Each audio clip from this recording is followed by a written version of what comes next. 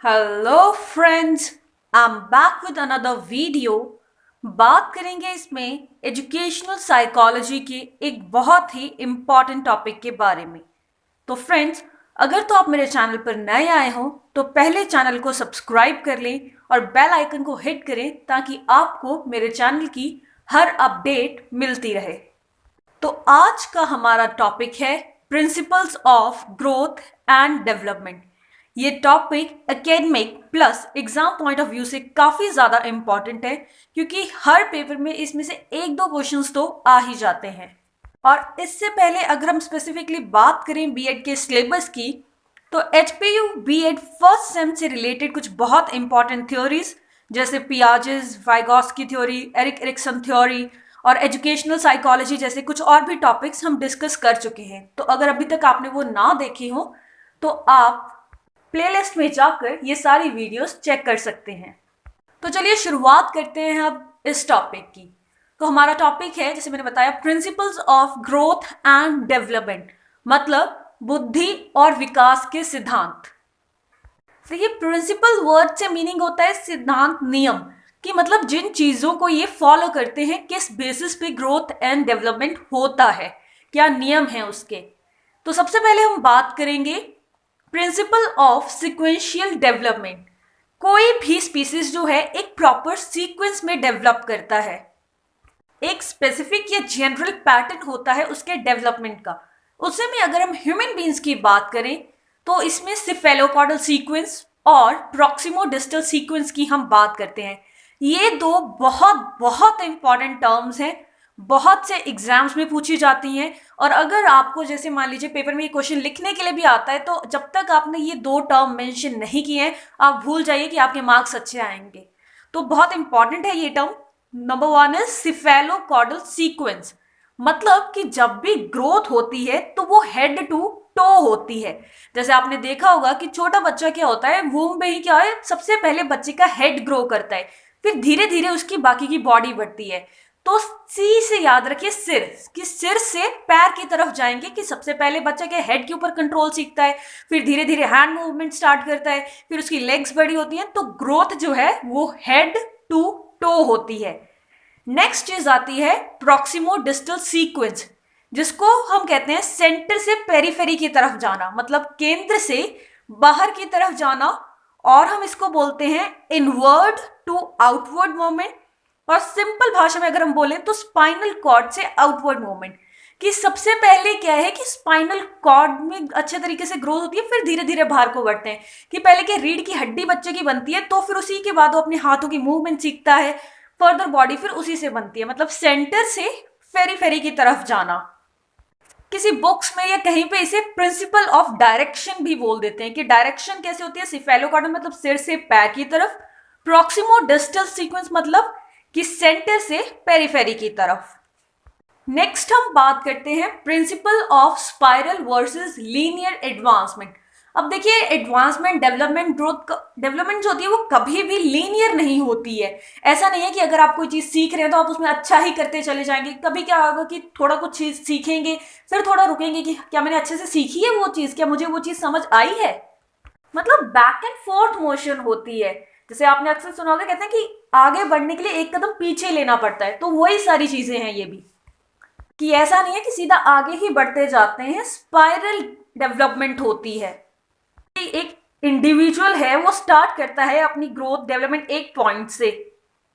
मतलब जो चाइल्ड है पहले एडवांस होता है, डेवलप करता है, फिर कुछ देर के लिए रेस्ट पीरियड में चला जाता है ताकि अपने डेवलपमेंट को कंसोलिडेट कर सके, उसे समझ सके, उसे इकट्ठा कर सके और उसको अपने अंदर एसिमिलेट कर सके कि हाँ ये चीज मैंने सीख ली। और फिर उसके बाद फिर से वो आगे बढ़ता है। इसको हम एक बहुत ही सिंपल एग्जाम्पल से समझ सकते हैं, कि जैसे मान लीजिए कि आपने सबसे पहले, छोटा बच्चे ने क्या है कि काउंटिंग सीख ली, फिर उसके बाद उसने टेबल सीख लिए। तो ये क्या हुआ, अभी एडवांसमेंट स्टार्ट हुई है। फिर उसके बाद उसने मल्टीप्लाई करना भी सीख लिया, लेकिन अब उसे बहुत बड़े बड़े नंबर्स के मल्टीप्लाई आ गए। तो वो क्या करेगा, पीछे जाएगा, थोड़ा अपने टेबल्स को अच्छे से रिवाइज करेगा, रिफाइन करेगा, ताकि जो वो फर्दर स्टेप की चीज सीखने जा रहा है वो उसे अच्छे से कर पाए, उसमें अपना बेस्ट दे पाए। इसीलिए पहले जो उसने पहले चीजें सीखी हैं उसको एक तरीके से एसिमिलेट करेगा। इसीलिए कहा जाता है कि डेवलपमेंट क्या है, लीनियर नहीं होती बल्कि स्पाइरल होती है कि कोई चीज पहले सीखी, फिर उसको अच्छे से अपने अंदर एसिमुलेट किया, चेक किया कि हाँ मुझे वो चीज आ चुकी है, रेस्ट पीरियड आ गया, फिर उसके बाद फिर से आगे बढ़ जाएंगे जब लगेगा कि हाँ वो चीज अच्छे से समझ आ गई है। तो चलो अब नेक्स्ट स्टेज देखते हैं। नेक्स्ट हमारे पास आता है principle of interaction of heredity and environment, मतलब अनुवांशिकता और पर्यावरण का सिद्धांत। अब ये एक ऐसा टॉपिक है जिसपे काफी ज्यादा कंट्रोवर्सी हुई कि कुछ लोगों का कहना था कि हेरिडिटी का ज्यादा इफेक्ट पड़ता है, कि मतलब जो पेरेंट्स से हमें अपने कैरेक्टर्स मिले, जो जीन से कैरेक्टर्स आए हैं, और कुछ लोगों का कहना था कि एनवायरमेंट का ज्यादा इफेक्ट पड़ता है। लेकिन बाद में इस बात पे मतलब राजी हुए सब कि दोनों का ही इक्वली इफेक्ट पड़ता है। Both plays important role in physical, intellectual, emotional and social development of child. जैसे कि जरूरी नहीं है कि जो डाकू का बच्चा है वो डाकू ही बनेगा, अगर उसे अच्छे लोगों के साथ रखा जाए तो हो सकता है कि वो बहुत अच्छा ही बने, या हो सकता है कि डाकू ही बने, ऐसा कुछ कहा नहीं जा सकता, दोनों का इक्वल इफेक्ट होता है। मतलब डेवलपमेंट जो है नेचर एंड नर्चर, मतलब कि जो पहले से कैरेक्टर्स है हमें और जो चीजें अभी सिखाई जा रही हैं इन्वायरमेंट के थ्रू, दोनों पे डिपेंड करता है। नेक्स्ट है हमारा प्रिंसिपल ऑफ डिफरेंशियल डेवलपमेंट। अब आपने देखा होगा मेल एंड फीमेल चाइल्ड में अलग अलग स्पीड से डेवलपमेंट होता है।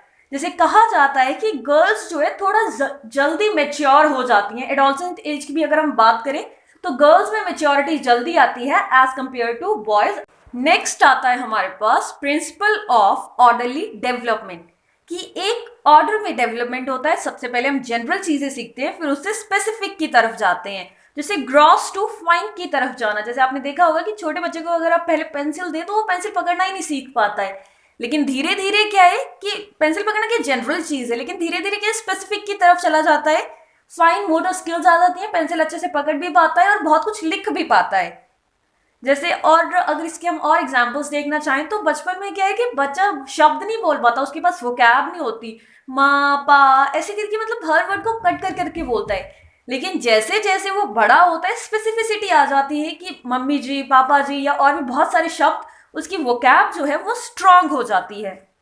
या फिर हमने अक्सर देखा है कि जब कोई नवजात बच्चा रोता है तो वो बहुत ज्यादा हाथ पैर मारता है, रोता है, लेकिन वही काम अगर कोई बड़ा कर रहा है, स्पेसिफिसिटी की तरफ अगर हम जाते हैं तो कोई बड़ा कर रहा है तो वो सिर्फ मतलब अपने फेस से ही शो कर सकता है कि हाँ वो रो रहा है, या फिर उसके इमोशंस का हमें पता चल जाता है। तो वही चीज है कि जनरल टू स्पेसिफिक।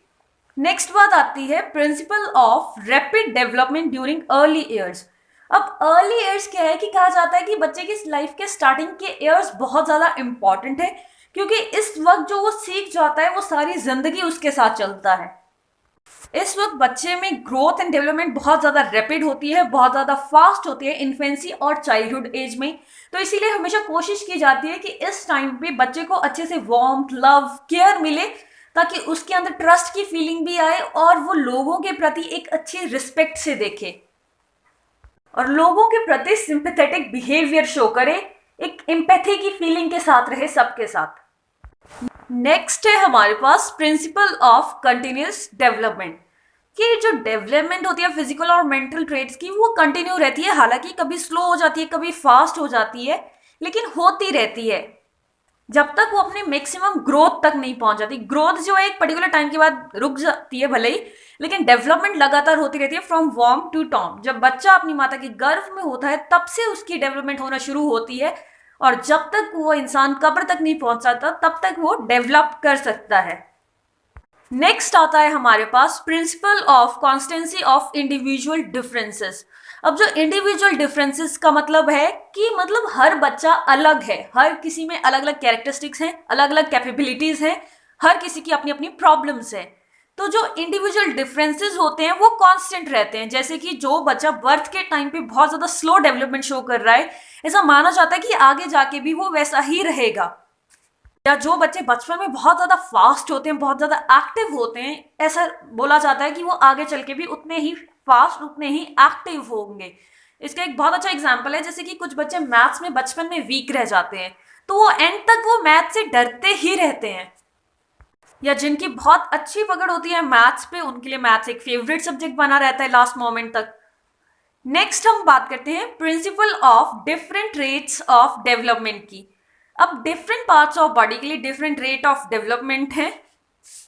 जैसे कि जो हमारी नोज वगैरह होता है इनका साइज क्या उतना ज्यादा बढ़ता नहीं है, लेकिन जो हमारे आर्म्स हैं, हमारे लेग्स हैं, हमारे फिजिकल और मेंटल ट्रेट्स जो है कुछ उनका हर किसी का क्या है अलग अलग रेट है डेवलपमेंट का। अगर हम मेंटल ट्रेट्स की अगर बात करें तो आपने देखा होगा कि कुछ बच्चे बचपन में ही बचपन जैसी बातें करते हैं, तो मतलब वो क्या उनकी फास्ट डेवलपमेंट है बहुत ज्यादा। नेक्स्ट है principle of inter related development. अब इंडिविजुअल जो है वो एक ही डेवलपमेंट होने से डेवलप नहीं हो सकता। ऐसा नहीं है कि सिर्फ फिजिकल डेवलपमेंट हुई और कोई बहुत ज्यादा मुझे डेवलप्ड मानेंगे। सारी डेवलपमेंट जो होती है एक साथ होती है, इंटर रिलेटेड होती है एक दूसरे से, जैसे कि फिजिकल, इंटेलेक्चुअल, इमोशनल, सोशल, ये सारी एक दूसरे के साथ इंटर रिलेटेड है और इंटर डिपेंडेंट है। अगर जैसे मान लीजिए कि बच्चे की फिजिकल डेवलपमेंट बहुत अच्छे से हो रही है तो उसमें कॉन्फिडेंस आएगा, तो हो सकता है कि उसकी इंटेलेक्चुअल डेवलपमेंट, इमोशनल डेवलपमेंट भी अच्छी हो, सोशल डेवलपमेंट भी अच्छी हो। लेकिन अगर मान लीजिए किसी में फिजिकल डेवलपमेंट ही उतनी अच्छी नहीं है तो उसमें उतना कॉन्फिडेंस नहीं आएगा और हो सकता है कि वो उतना इमोशनली वीक हो, स्ट्रेस हैंडल ना कर पाए, खुद को सोशल गैदरिंग से छुपाए। तो इस तरीके से एक डेवलपमेंट दूसरे डेवलपमेंट के ऊपर डिपेंड करती है। नेक्स्ट है प्रिंसिपल ऑफ प्रिडिक्टेबिलिटी। प्रिडिक्टेबिलिटी जैसे वर्ड ही कह रहा है कि हम प्रिडिक्ट कर सकते हैं किसी की भी फिजिकल और मेंटल डेवलपमेंट को on the basis of early days. जैसे अगर बचपन में बच्चे की हाइट बहुत फास्ट बढ़ रही है तो ऐसा माना जाता है कि हाँ ये मतलब इसकी ग्रोथ बड़ी अच्छी है, ये आगे चल के भी ये ग्रोथ उतनी ही अच्छी रहेगी। हालांकि एक्सेप्शनल केसेस अलग बात है। इंटेलिजेंस को मेजर करने के लिए एप्टीट्यूड टेस्ट होते हैं जिससे हम आईक्यू चेक कर सकते हैं, बच्चे का प्रिडिक्ट कर सकते हैं कि ये कितना बेहतर कर पाएगा किसी भी फील्ड में। या फिर आपने देखा होगा कि कभी कभी जो कुछ छोटे बच्चे होते हैं किसी गेम को लेके बहुत क्रेजी होते हैं तो हम समझ जाते हैं कि हाँ स्पोर्ट्स में जाओगे। या फिर बचपन में कुछ बच्चे टीचर टीचर खेलते हैं तो कहने लगते हैं उन्हें कि टीचर ही बनोगे क्या। तो एक तरीके से प्रिडिक्ट कर सकते हैं उनके एक्शंस के बेसिस पे। नेक्स्ट है principle of cumulative and recapitulatory development. Cumulative मतलब ऐड करना, रिकैप्चुलेट मतलब जो चीजें सीखी थी पहले, ऐड की थी, उनको रिकैप्चुलेट करना, दोबारा चेक करना। जो भी हमारा बिहेवियर होता है वो हमारे प्रीवियस एक्सपीरियंसेस पे बेस होता है, हमारे साथ कैसी घटनाएं होती हैं। जैसे अगर किसी बच्चे को बचपन में बहुत ज्यादा मारा पीटा जाता है तो हो सकता है कि वो आगे चल के बहुत ज्यादा एग्रेसिव बने, या हो सकता है कि बहुत ज्यादा दुनिया से कटा कटा रहे। और अगर किसी को बहुत अच्छे से वार्मथ, लव, केयर मिलती है तो उसका बिहेवियर दूसरों के प्रति भी वैसा ही होगा। मतलब जो हमारा बिहेवियर है वो हमारे एक्सपीरियंसेस के बेसिस पर होता है कि क्या चीजें हमने लाइफ में फेस की होती हैं, हम वैसे ही बन जाते हैं। फिर रिकैप्चुलेटरी है क्योंकि एक जो चीज हमने एक स्टेज पे सीखी है वो अगली स्टेज पे हमें काम आती है, या फिर हो सकता है कि अगली स्टेज पे वो चीज दोबारा उभर के आ जाती है। जैसे कि ऐसा कहा जाता है कि इन्फेंसी एज में सेल्फ लव होता है, लाइक बच्चे को खुद में ही व्यस्त है, उसे खुद से ही मतलब है, किसी से कुछ लेना देना नहीं है, या ज्यादा अपनी मदर से और किसी से उसे ज्यादा कुछ मतलब नहीं होता है।